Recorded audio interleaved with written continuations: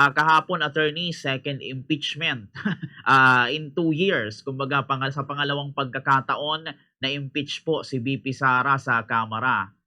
Dito attorney, unang tanong ko dito, hindi po ba ito attorney political harassment na pinagbabawal ng Constitution, Attorney Michael?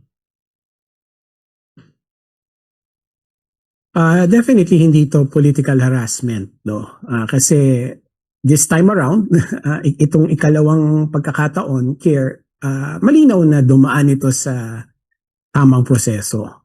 And in fact, yung Committee on Justice, particularly yung chairman, chairperson, si Congresswoman Luistro, talagang sinigurado niya na sumunod dun sa tamang proseso, ayon na rin dun sa desisyon ng Korte Suprema, no?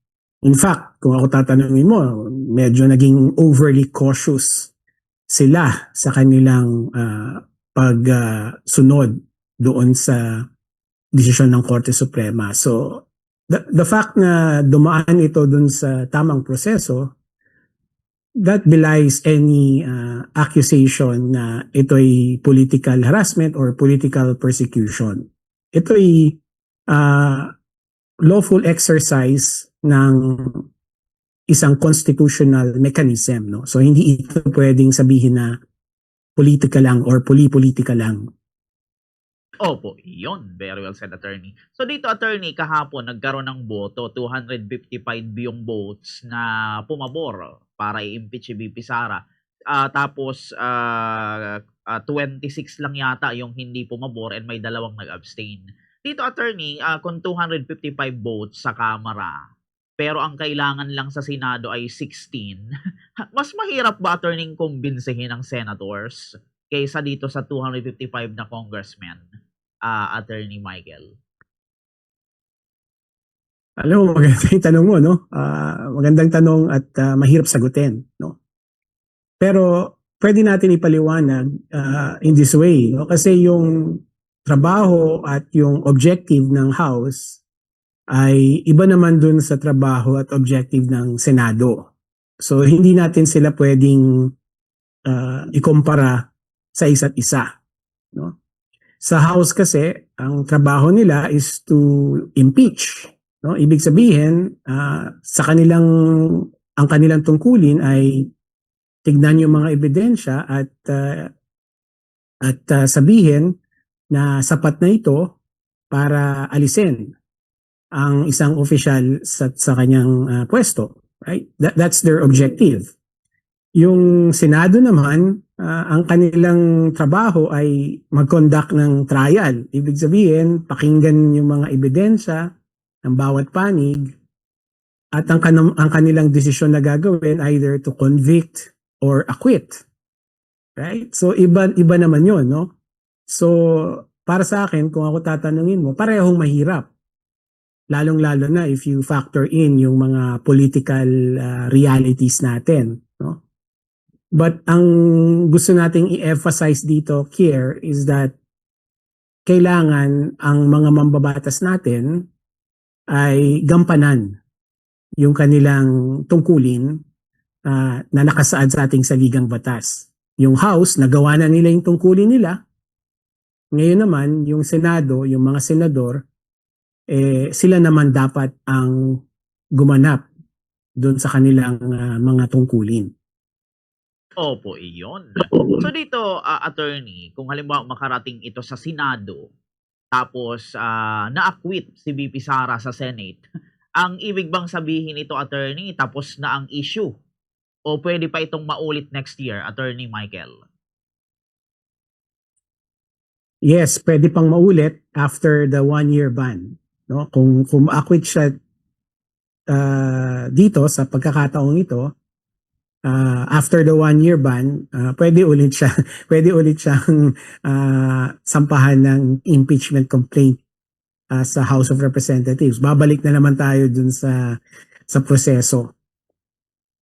Opo, yun. Dito, attorney, para lang sa kabatiran ng ating mga audience, ano po ba, attorney, yung specific high crimes ang binato ngayon kay VP Sara? Confidential funds pa rin ba, attorney, o merong bago na high crimes, Attorney Michael? I believe ang pinag-uusapan natin dito ay corruption, yung misappropriation of public funds, ay yung confidential funds, and also betrayal of public trust doon sa aspeto na unexplained wealth and non-disclosure of wealth doon sa kanyang SALN. I think ito medyo dito ako hindi agree yung high crimes, no, kasi yung charges of high crimes hindi yan defined sa constitution natin, pero ang pagkakaunawa diyan dapat ay yung talagang sukdulang krimen, no, yung talagang karumal-dumal at sukdulan na krimen. So yung pinataw na charge na assassination threat or assassination attempt, while that is a crime, yung grave threat, sa palagay ko hindi siya pasok dun sa high crimes, no? Hindi ito yung kino-contemplate nung term na high crimes sa ating saligang batas. So yan ang pananaw ko. Kaya dun hindi ako masyadong agree dun sa article na yon tungkol dun sa attempted assassination. Para sa akin, hindi yan impeachable offense, pero criminal offense na dapat pa rin panagutin si Vice President Duterte. Sa criminal courts naman. Opo, yun. Pero ito, attorney, syempre, uusad na ito sa Senado, itong impeachment ni VP Sara. Palagay nyo ba, attorney, ma-archive pa rin ba yung yung impeachment ni VP Sara sa Senado? Kasi syempre, di naman kaila sa atin. Marami siyang kaalyado sa Senado. Yung bagong Senate President ngayon, si Senator Alan, parang kaalyado nila. Palagay nyo ba, attorney, ma-archive pa rin ba yung impeachment kay VP Sara or hindi na po, Attorney Michael?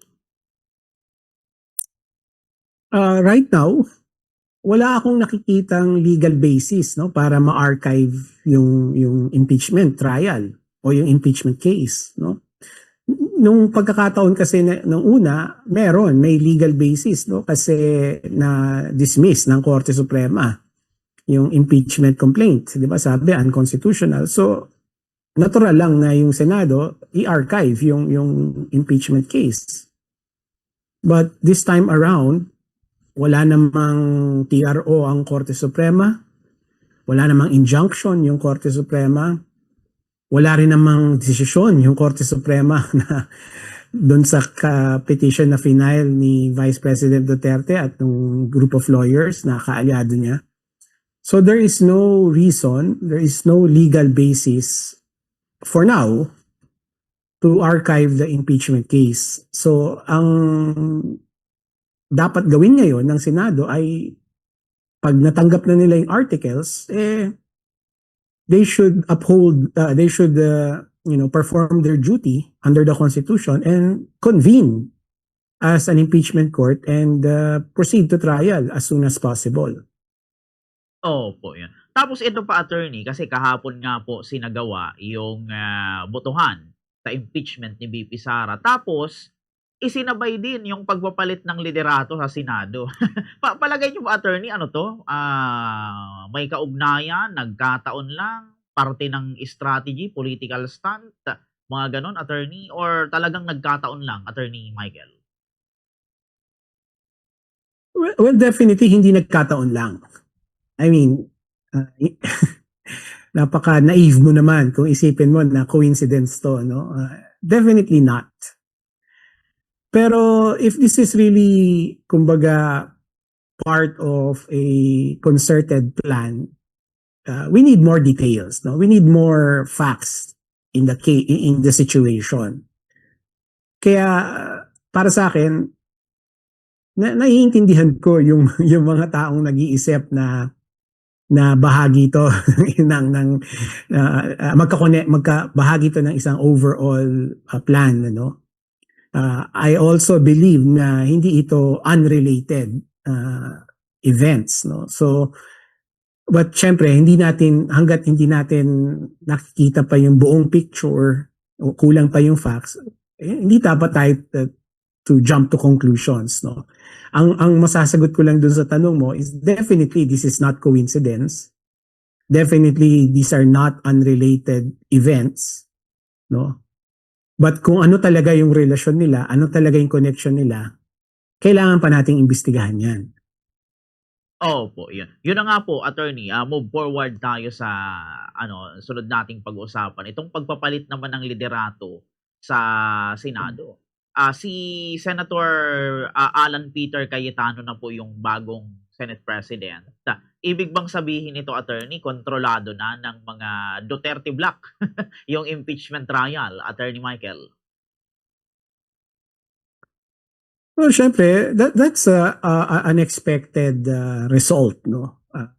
Kapag ang majority ay kaalyado ni Vice President Duterte, syempre sila yung may boses na malakas doon sa Senado, right? So in a way, tama ka.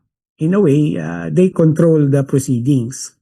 Kaya lang siguro ang pushback ko doon is ang dapat pa rin manaig dito yung constitution natin.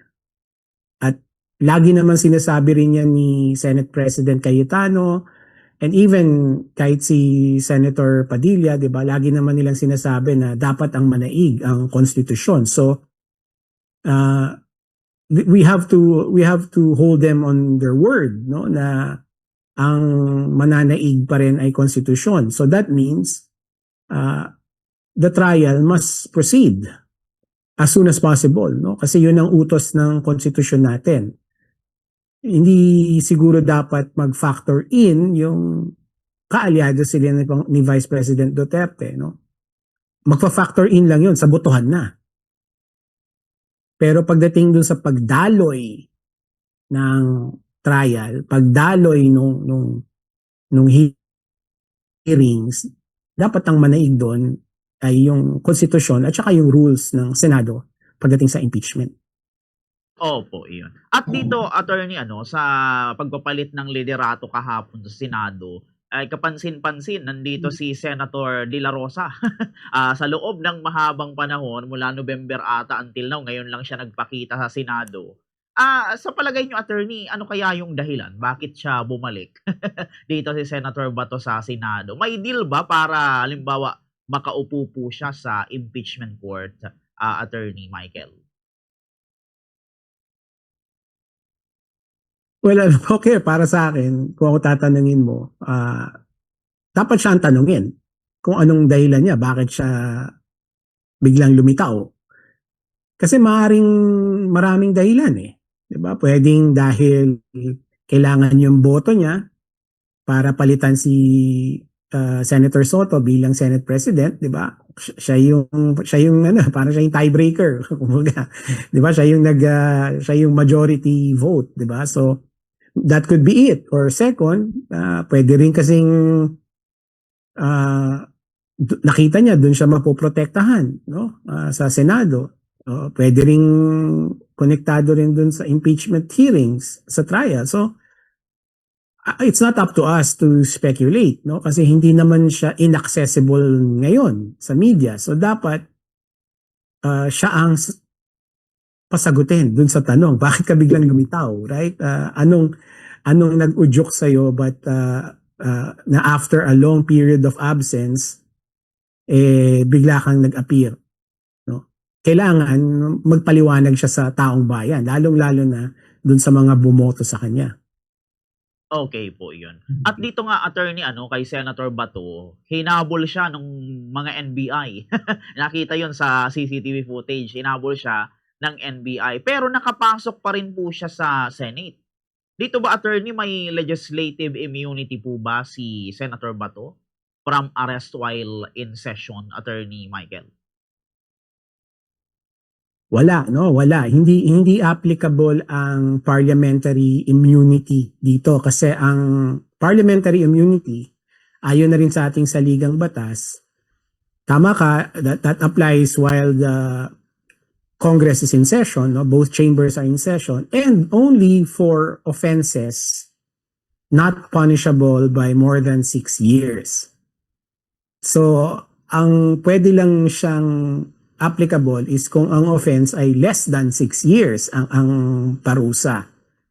In this particular instance, ang charges kay Senator Bato ay crimes against humanity, which is obviously carries a punishment more than 6 years, no? So hindi talaga applicable yung parliamentary immunity dito sa sitwasyon ni Senator Bato. Kaya pwede siyang arestuhin. Katulad na nangyari kay Senator De Lima dati na nasangkot dun sa drug cases na dismiss na ngayon, at also kay Senator Trillanes na I think nasangkot sa rebellion or kung ano yung dati niyang kaso. So pwedeng maaresto sa loob ng session hall ang isang senador kapag ang kanyang kaso ay ang parusa ay higit sa 6 na taon. Opo, iyon. At ito, attorney, maisingit ko lang ano, ano naman attorney yung masasabi niyo kasi ano daw may warrant of arrest na daw mula sa ICC si Senator Bato. Ano po ang masasabi niyo ron, attorney? Yeah, yun na nga ang pinaka-legal basis natin kung bakit siya dapat arestuhin dahil may warrant na pinangahawakan sa ICC, no? So nakipag-coordinate na yung Interpol sa law enforcement natin, kaya nga yung NBI ang nandun para arestuhin siya. Pumalag siya So pumalag si Senator Bato kaya nagkagulo, di ba? Nagkaroon ng rumble dun sa Senado. At yun na, nandito na tayo ngayon na kumbaga pinoprotektahan siya, tinatago siya ng mga kapwa niya senador, di ba? At hindi na ma-implement yung ICC arrest warrant. So, yun. So kung ang dapat mangyari ngayon, kung ako tatanungin mo, dapat kung talagang maprinsipyo yung mga senador natin, lalong-lalo na yung liderato ng Senado, dapat ang dapat sundin niya yung nasa konstitusyon, di ba? And yung kanyang sinumpaang oath na i-uphold yung constitution natin. And that means wag nilang itago si Senator Bato. Hayaan nilang dumaan yung tamang proseso para maaresto siya. Well, abogado si Senator Cayetano, no? So, si Senator Alan Peter Cayetano ay isang abogado. At least sa pagkakaalam ko. No? But to answer your question, it doesn't matter kung abogado or hindi abogado yung Senate President. No? Wala naman yan, di naman requirement yan Ang batayan natin lagi is yung saligang batas, di ba? So, kasi hodang abogado o hindi abogado yung Senate President or yung House Speaker for that matter, ang expectation natin dapat lagi ay alam nila kung ano yung tungkulin nila sa ating saligang batas at tutuparin nila yung tungkulin nila na nakasaad sa ating saligang batas. That's the only important standard that we should be imposing on them, whether lawyer sila o hindi. Opo. At ito pa, attorney, kasi si Senator Soto naman, yung dating Senate President, natanong, sabi niya hindi niya raw alam na magpapalit ng liderato. So parang, sa isipin ng tao, parang nakakabastos naman sa part ni Senator Tito Soto na hindi niya daw alam, pero biglang nagpalit ng liderato. Ano naman ang masasabi niyo doon, attorney? Okay lang ba yun, yung ganong tawag nito, yung ganong gawa, Attorney Michael? Well, kumbaga, kahit nga si Senator Cayetano na mismo nag-apologize, di ba? Nag-sorry siya na hindi niya na abisuhan before the session si Senate President Soto, no? Dating Senate President Soto. Apparently, tradisyon na nung sinauna pa na kapag ang challenger ay nakakuha na ng boto o ng sufficient number of senators to support him, lalapit siya dun sa nakaupong Senate President out of courtesy and respect at sasabihin na niya na papalitan na siya, no? The fact na hindi nangyari ito kay Senate President Soto ay, of course, nakakadismaya, right? Kasi unang-una, si Senate President Soto was actually doing a good job kung ako tatanungin mo. Ah, impartial siya at alam niya, sinusunod niya kung ano yung nasa konstitusyon, alam niya yung pulso ng bayan, pero nababalanse niya yung kung ano yung kailangan nilang gawin under their oath. So, hindi maganda na nangyari yon na parang nabastos si Senate President Soto dahil hindi nasunod yung kanilang practice na abisuhan ng mas maaga out of courtesy and respect. Opo, iyon. Very well said, attorney. So ito, attorney, balik tayo doon sa usapang impeachment na mauusad na dito sa Senado. Kung halimbawa, attorney, magpe-preside si Chief Justice Gesmundo sa trial, pero Senate President na ngayon, si Senator Cayetano, yung control ng calendar, sino ba, attorney, yung mas makapangyarihan sa dalawa? Si Chief Justice or si Senate President Cayetano? Attorney Michael? So, unang-una, hindi ako sure no kung si Chief Justice Gesmundo ang magiging presider or co-presider kasi ang nakalagay sa konstitusyon natin, mangyayari lang yon kung ang presidente ang na-impeach. Katulad na nangyari kay Pangulong Estrada dati, ang presiders nung hearing noon ay si Senate President Pimentel at si Chief Justice Davide. Nandun nga ako lagi noon eh. I was a personal witness dun sa mga proceedings. Pero dahil Vice President ang na-impeach ngayon, I don't think may involve yung Chief Justice. No? So ang magiging presider dito sa hearing na to ay yung Senate President lang. Opo. And ito pa, attorney, mga remaining question na lang po. Para sa iyo, attorney, sa iyo pong political perspective, eto na ba, attorney, yung tinatawag nating tawag nito, opening salvo ng 2028 elections? Yung impeach si VP Sara para matanggal siya sa presidential race, attorney Michael. Alam mo, hindi ito opening salvo, no? Noon pa. After the 2025 elections, nagsisimula ng labanan sa 2028. Pero definitely part ito yon. I mean, obvious naman, kahit naman sila Senator Trillanes, yung mga Pinklawans, di ba? Sila na mismo nagsasabi na kailangan ma-impeach si Vice President Duterte para hindi na siya makatakbo sa 2028, no? Para wala, 'di ba, ang sinasabi nila para wala nang Duterte na sa Malacanang, no? So yun naman ang yun, hindi naman nila tinatanggi yun eh. So that's part of their plan. Ito na tayo, nandito na tayo. Ang gusto na lang natin malaman kung matutuloy yung plano nila, but certainly nangyayari na yung mga nangyari na yung initial steps at palapit na tayo ng palapit dun sa final result ng plano nila. Opo, iyon. At ito pa, attorney, sa inyo pong legal and political lens or yung nabibigyo po ninyo, ano po ba yung mga scenario, attorney, na pwedeng mangyari sa next 60 days? Pwede ba, attorney, ma-convict si VP Sara o magkaroon ng acquittal, ma-dismiss on technicality? Ano po sa ninyo, attorney? Well, dalawa lang eh. Dalawa lang yung possible outcomes Care. Either conviction or acquittal. So, in the next couple of weeks, kung matutuloy na yung trial, maririnig, ang binabantayan natin is yung detalye, yung mga impormasyon, yung mga ebidensya. Meron na tayong preview doon sa Committee on Justice, so meron na tayong idea kung ano yung ilalatag ng prosecution.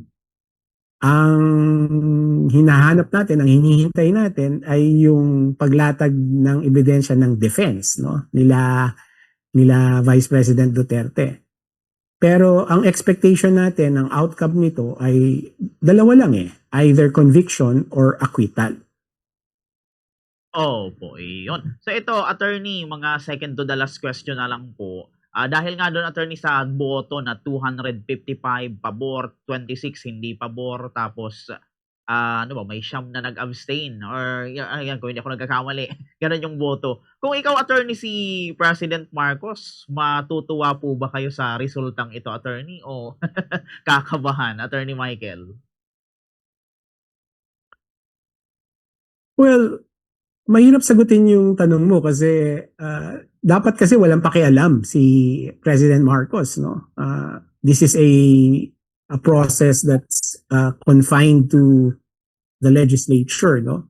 So hindi ko alam kung ano yung tinutumbok ng tanong mo, no? So I mean, politically syempre uh, it should encourage him kasi maraming parang lumalabas marami siyang kakampi, di ba? Pero ano yun, I mean that's kumbaga leaping a little bit doon sa analysis, no? Kasi dapat nga hindi kasama si Pangulong Marcos dito. But if you just look at the political side of this, yung numbers na yon, I would say is encouraging for him, no? Kasi pwede niya kasing isipin na yung 257 ay maaaring pumanig sa kanya. Hindi ko sinasabing automatic na napapanig sa kanya, no? Pero at least sa mata niya, itong 257 na to, kahit nga yung siyam na nag-abstain, maaaring niyang ligawan. Obviously, yung mga nag-no, hindi na niya maliligawan yon, no? Kasi ba't pa niya liligawan? Hindi na nga niya kakampi yun. So, maybe in that sense, yung numero, pwede natin sabihin ay encouraging para kay Pangulong Marcos. Opo, iyon. Very well said, attorney. Pero ito, attorney, bago tayo magtapos, dahil limited lang po yung ating oras, sige, attorney, ibigay ko na lang sa inyo ang linya. Ano po ang inyong maiiwan na mensahe sa ating mga viewers ngayon in connection dito sa atin pong napag-usapan? Sige po, attorney. Salamat, Kier, no? Ang nais ko lang siguro i-emphasize dito is na inoobserbahan natin yung mga mambabatas natin. Ang dapat natin tandaan is meron silang sinumpaan na tungkulin, no? Na ayon sa ating saligang batas. At ito dapat yung tinutulak natin na kahit na ba they are politicians, they still have to uphold their oath to protect and preserve the Constitution.